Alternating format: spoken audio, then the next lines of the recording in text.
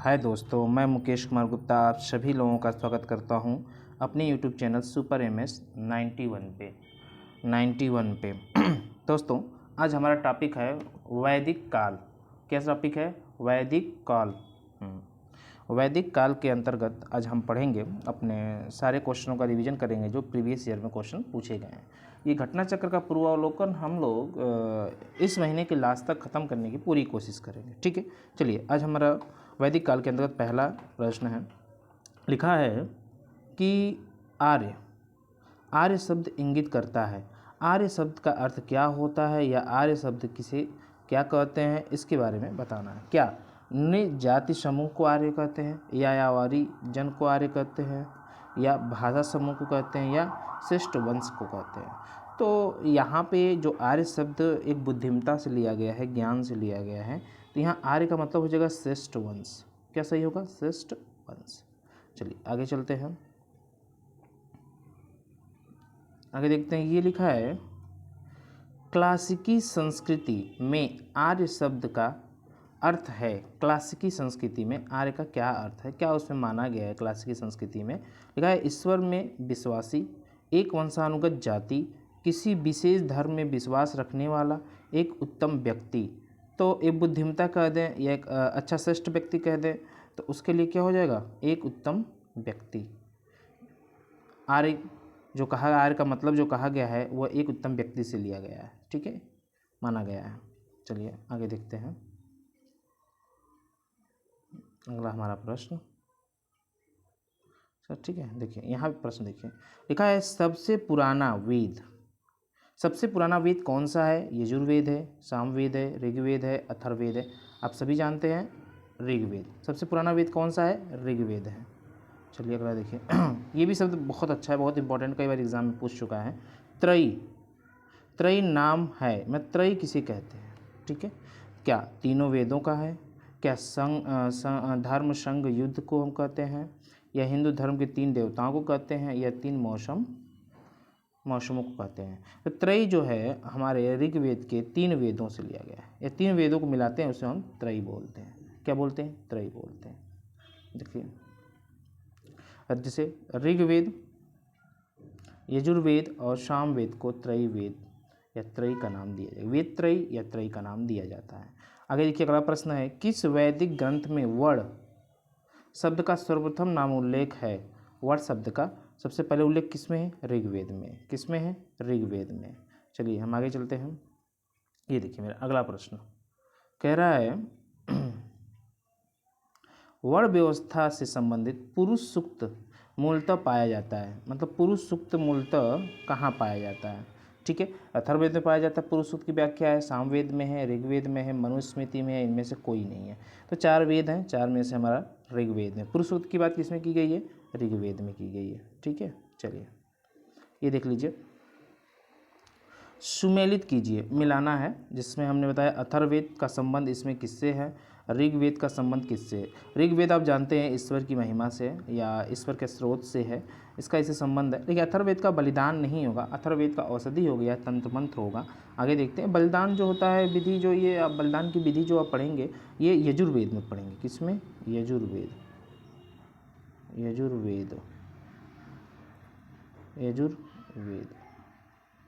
ठीक है, यजुर्वेद। चलिए देख लेते हैं। देखिए यहाँ दिया है यजुर्वेद तो बलिदान से, सामवेद किससे संबंधित है? संगीत से है, और अथर्ववेद किससे संबंधित है? औषधियों से है। ठीक है, चलिए आगे चलते हैं, फिर हमें सुमेलित करना है। देखिए लिखा है ऋग्वेद का संबंध किससे है? सिंपल सी बात है, स्रोत एवं प्रार्थनाएं, मतलब ईश्वर से है। ठीक है, यजुर्वेद का संबंध किससे है? यजुर्वेद आप जानते ही हैं, कर्मकांड से, स्त्रोत और कर्मकांड से। सामवेद का संबंधन किससे है? संगीतमय से। ठीक है, और अथर्ववेद का संबंध किससे है? तंत्र मंत्र वशीकरण से। ठीक है, वशीकरण से। चलिए आगे चलते हैं। यहाँ लिखा है,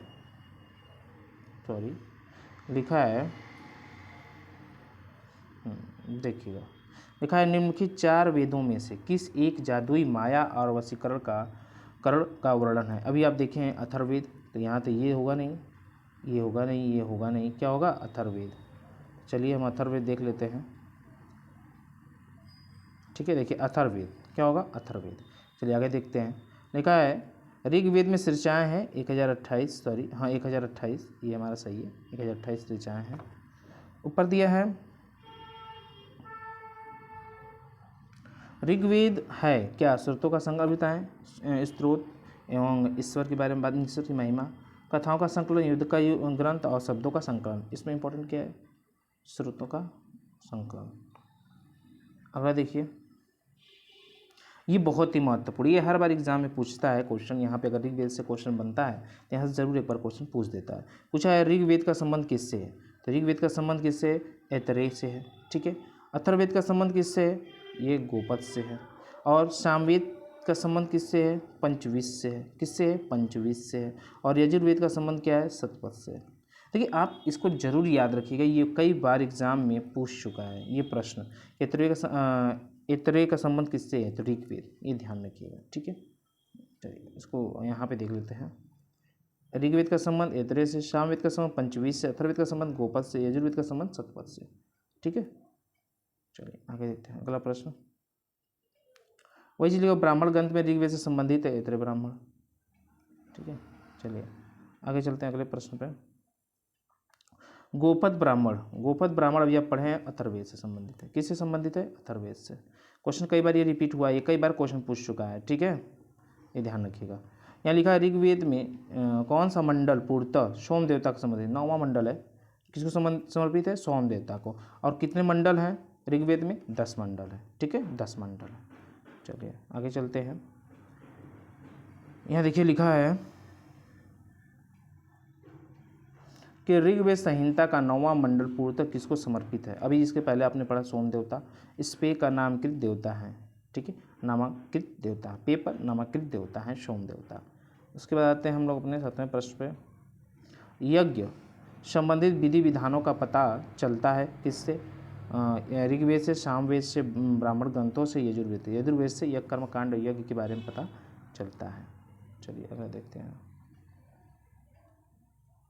लिखा निम्नलिखित में किसका संकलन ऋग्वेद पर आधारित है, यजुर्वेद का, सामवेद का, अथर्ववेद का, इनमें से कोई नहीं।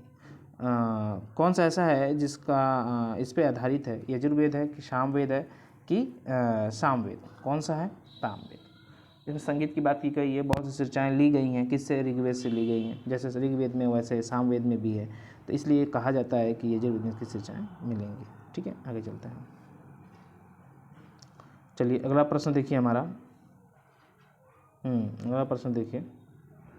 भारत की, ध्यान से देखिए, भारत की किस स्थान की खुदाई से लौह धातु के प्रचलन के प्राचीनतम प्रमाण मिले हैं। ये तक्षशिला से मिला है, अतरंजी खेड़ा से मिला है, कौशाम्बी से मिला, हस्तिनापुर से। देखो ये बहुत महत्वपूर्ण है, अतरंजी खेड़ा, ठीक है। यहाँ से लौह धातु के साक्ष्य प्रमाण मिले हैं, कई जगहों से मिले हैं, कि अतरंजी खेड़ा से नहीं, कई जगहों से मिले हैं। देख लीजिए,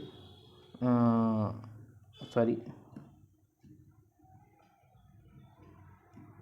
हाँ देख लीजिए, अहिंछत्र, अतरंजी खेड़ा, आलमगीरपुर, मथुरा, रोपड़, श्रावस्ती, काम्पिल्य आदि स्थानों से खुदाई से लौह युगीन संस्कृति अवशेष प्राप्त हुए हैं। अतरंजी खेड़ा से लौह धातु मल और धातु शोधन के प्रयुक्त होने की भट्टियाँ मिली हैं, जिनसे ये संकेत मिलता है कि यहाँ लौह धातु के गलाने के कार्य स्थानीय रूप से होता था, ठीक है। अतरंजी खेड़ा, ये देख लीजिए। उपनिषद पुस्तकें हैं क्या धर्म पे आधारित है, योग पे आधारित है, विधि पे आधारित है, दर्शन पे आधारित है। क्या आंसर हो जाएगा, दर्शन पे आधारित है, ठीक है। आगे देखिए,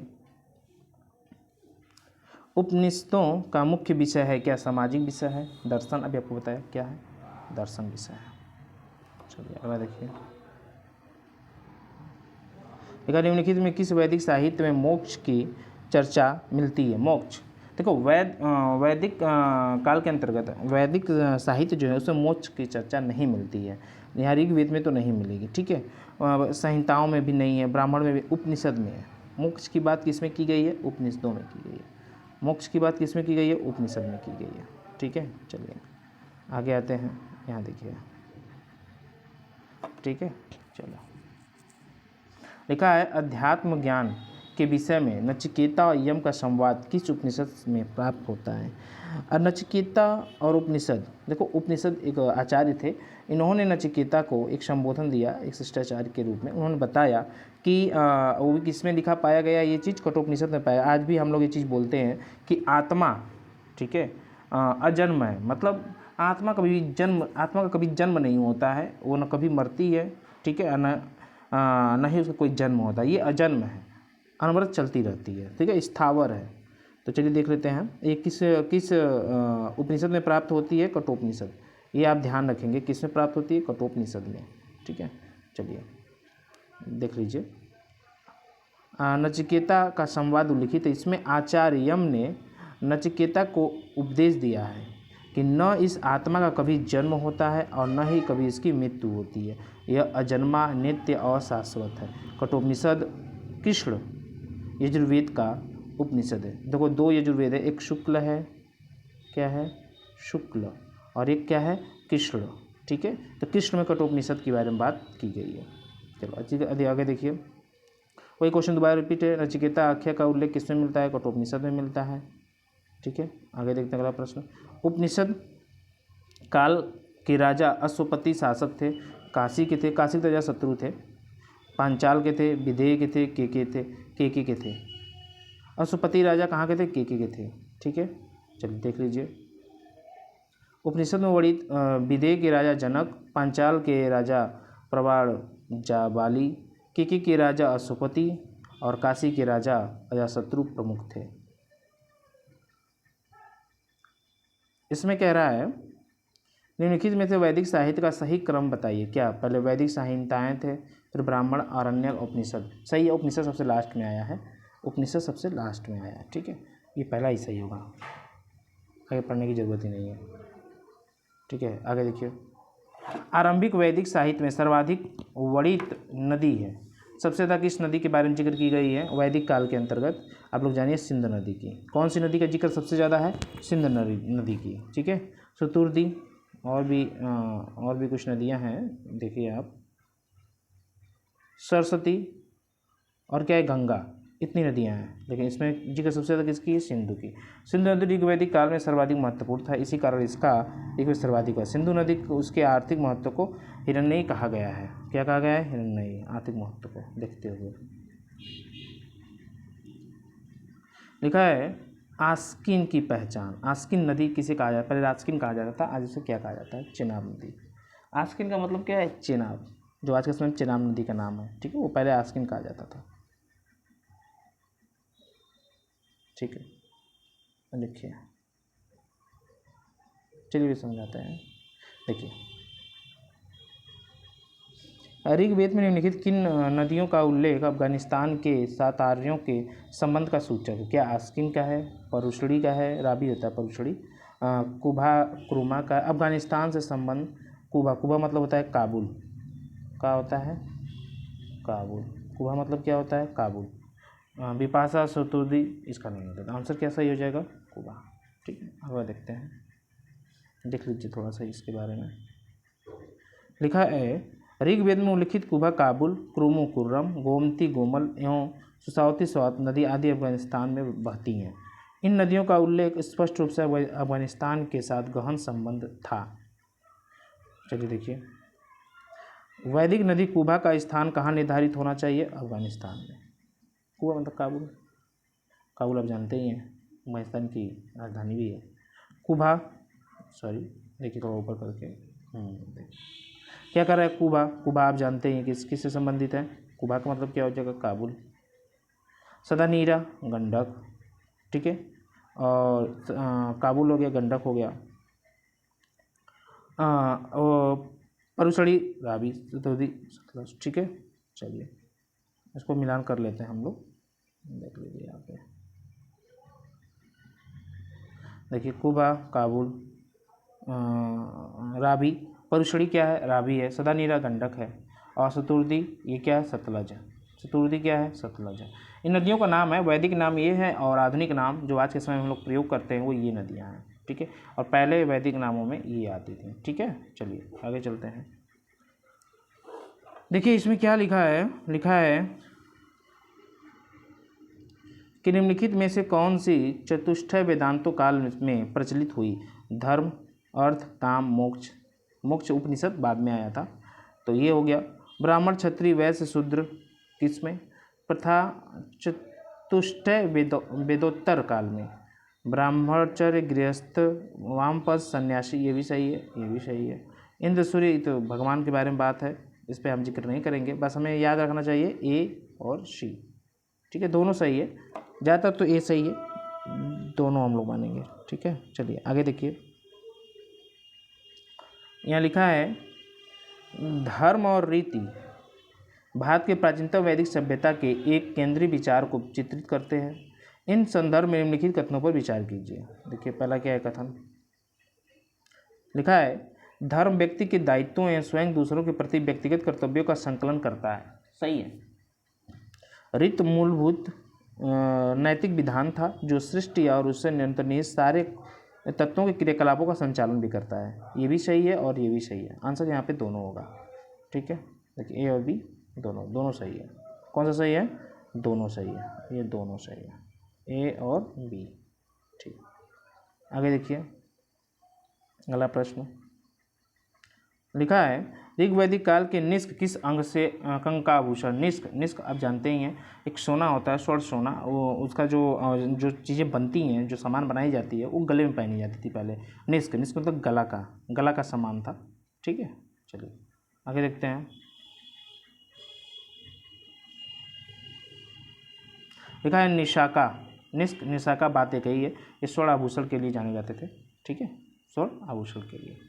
चलिए ये बहुत महत्वपूर्ण प्रश्न है, देख लीजिएगा एक बार। देखिए लिखा है बोग्ज कोई महत्वपूर्ण है। किसके लिए महत्वपूर्ण है बोग्ज कोई? यह मध्य एशिया एवं तिब्बत के मध्य एक महत्वपूर्ण व्यापारिक केंद्र था। यहाँ से प्राप्त अभिलेख वैदिक देवताओं और देवियों का नाम उल्लेख प्राप्त करता है। वेद के मूल ग्रंथों की रचना यहाँ ही हुई थी, ऐसा नहीं है। ये देखिए मध्य एशिया और तिब्बत से मध्य महत्वपूर्ण व्यापारिक केंद्र था, ये बताया करता था। ठीक है, सॉरी ये देखिएगा, यह मध्य एशिया और तिब्बत के मध्य महत्वपूर्ण व्यापारिक केंद्र था। यहाँ से प्राप्त अभिलेख में वैदिक देवताओं या देवियों का वैदिक देवताओं और देवियों का नाम उल्लेख मिलता है। कहाँ से? बोग्ज कोई से। व्यापारिक के बारे में नहीं, देवी देवताओं के बारे में यहाँ पे जानकारी मिलती है। चलिए अब यहाँ देखिए प्रश्न है निम्नलिखित में से ईरान से भारत में आर्यों के आने का सूचक कौन सा है? बोग्ज कोई है। इससे ही पता चलता है कि हाँ आर्य भारत में आए थे, आर्य भारत में आए थे, मतलब आर्य ही भारत से आए, आर्य और कहीं से नहीं, भारत से ही आए। ठीक है, चलिए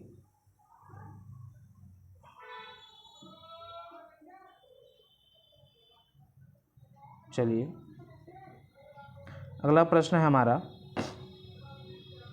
कि 14वीं सदी ईसा पूर्व क्या एक अभिलेख जिसमें वैदिक देवताओं का वर्णन है, क्या एक बटाना बोग्ज कोई से, बेबीलोन से, विष्णु, देवी देवताओं के बारे में बात की गई है बोग्ज कोई से ही। ठीक है, 14वीं शताब्दी में। चलिए आगे देखते हैं। लिखा है निम्नलिखित में किसमें आर्यों के आदि देश के बारे में लिखा था?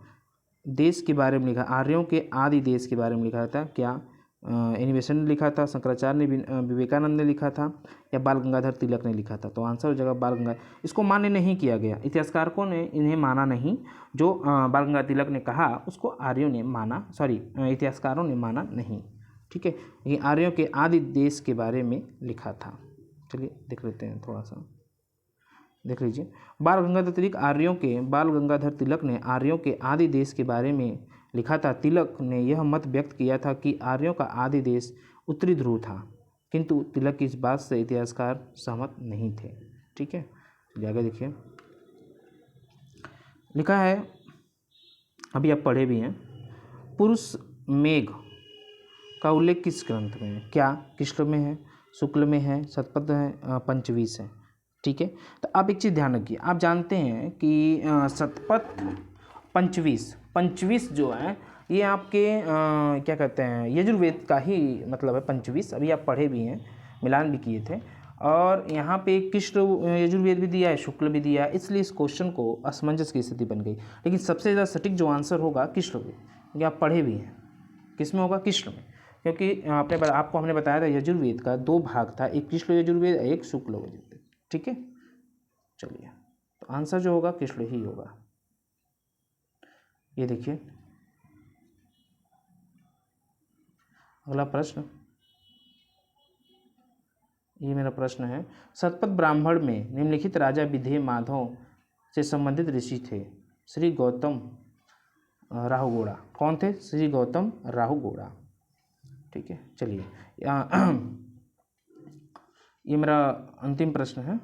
देखिए, उत्तर वैदिक काल में निम्नलिखित में से किनको आर्य संस्कृति का धूर समझा गया? मतलब आर्य संस्कृति सबसे धूर समझा गया वो कौन था? अंग और मगध। कौन था? अंग और मगध। ये आगे आप पढ़ेंगे 16 महाजनपदों के बारे में, तो वहाँ पे आपको इसके बारे में अच्छी से और जानकारी प्राप्त होगी। ठीक है, आज का वीडियो यहीं तक हम रुकते हैं। ठीक है दोस्तों, आप इसका क्विक रिवीजन कीजिए, जितना जल्दी हो सके आप इसको देखिए, और देखने के बाद फिर जाइए आप पीसीएस का जब पेपर देंगे तो आपको एहसास होगा कि हाँ, हमने कुछ अच्छी चीज़ें सीखी थी, और इन प्रश्नों का क्विक रिवीजन इस वीडियो के माध्यम से आप कर सकते थे। ठीक है, धन्यवाद दोस्तों, अगली वीडियो में मिलते हैं।